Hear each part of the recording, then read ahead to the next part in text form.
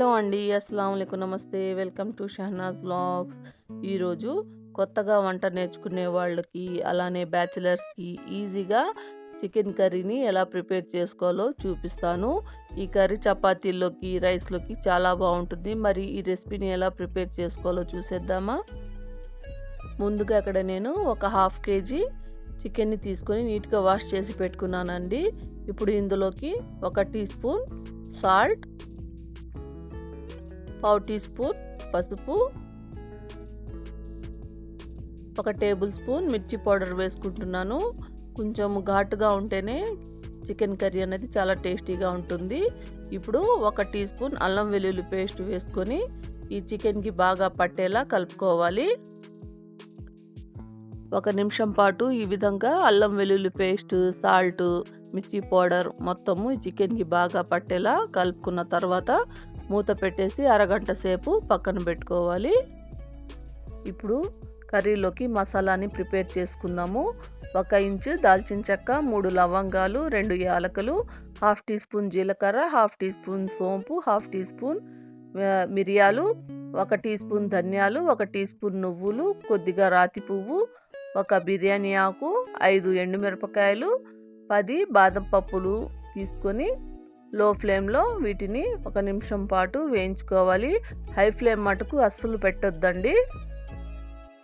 చూడండి, ఈ విధంగా బాగా ఫ్రై అయిన తర్వాత వీటిని పూర్తిగా చల్లార్చుకొని మిక్సీ జార్లో వేసుకొని వీటిని మెత్తటి పౌడర్లా చేసుకోవాలి. చూడండి, ఈ విధంగా పౌడర్ చేసుకొని పక్కన పెట్టుకోవాలి. ఇప్పుడు స్టవ్ వెలిగించుకొని ఒక కుక్కర్లో 3 టేబుల్ స్పూన్స్ ఆయిల్ వేసుకొని 1 టీ స్పూన్ నెయ్యి వేసుకోవాలి. ఈ నూనె బాగా వేడెక్కిన తర్వాత ఇందులో 2 మీడియం సైజు ఉల్లిపాయలు సన్నగా తరిగి వేసుకొని మీడియం ఫ్లేమ్లో ఈ ఉల్లిపాయలు దోరగా ఫ్రై చేసుకోవాలి. ఉల్లిపాయలు ఈ విధంగా దోరగా వేయించుకున్న తర్వాత ఇందులోకి మనము మ్యారినేట్ చేసుకున్న చికెన్ని వేసుకోవాలి.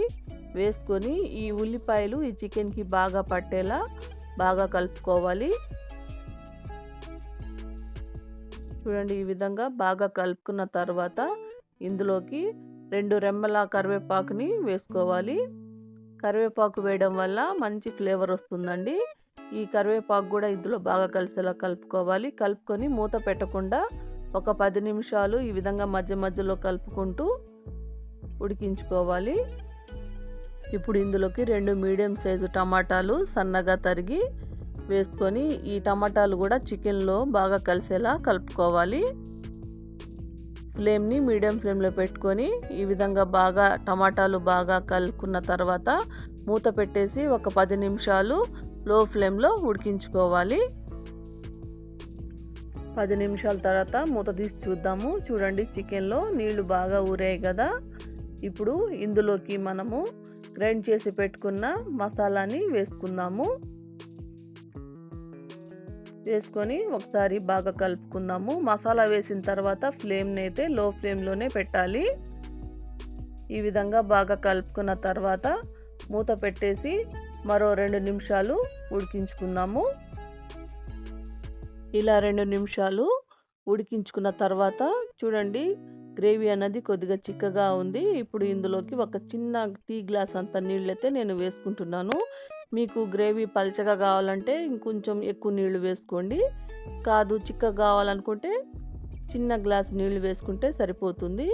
ఇప్పుడు ఈ చికెన్ని బాగా కలుపుకొని మూత పెట్టేసి 2 విజిల్స్ పెట్టుకోవాలి. 2 విజిల్స్ వచ్చిన తర్వాత స్టవ్ని ఆఫ్ చేసేసి ఈ కుక్కర్లో పూర్తి ప్రెషర్ తగ్గిన తర్వాత మూత తీసి చూద్దాము. చూడండి, కర్రీ అయితే రెడీ అయిపోయింది. ఈ వేడిగా ఉన్నప్పుడే కొత్తిమీరని చల్లుకొని ఒకసారి బాగా కలుపుకుంటే మన చికెన్ కర్రీ రెడీ అయిపోయింది.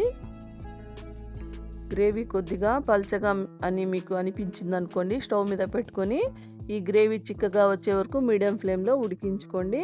అంతేనండి, చికెన్ కర్రీ రెడీ అయిపోయింది. చూసారు కదా చికెన్ కర్రీని ఎలా ప్రిపేర్ చేసుకోవాలో.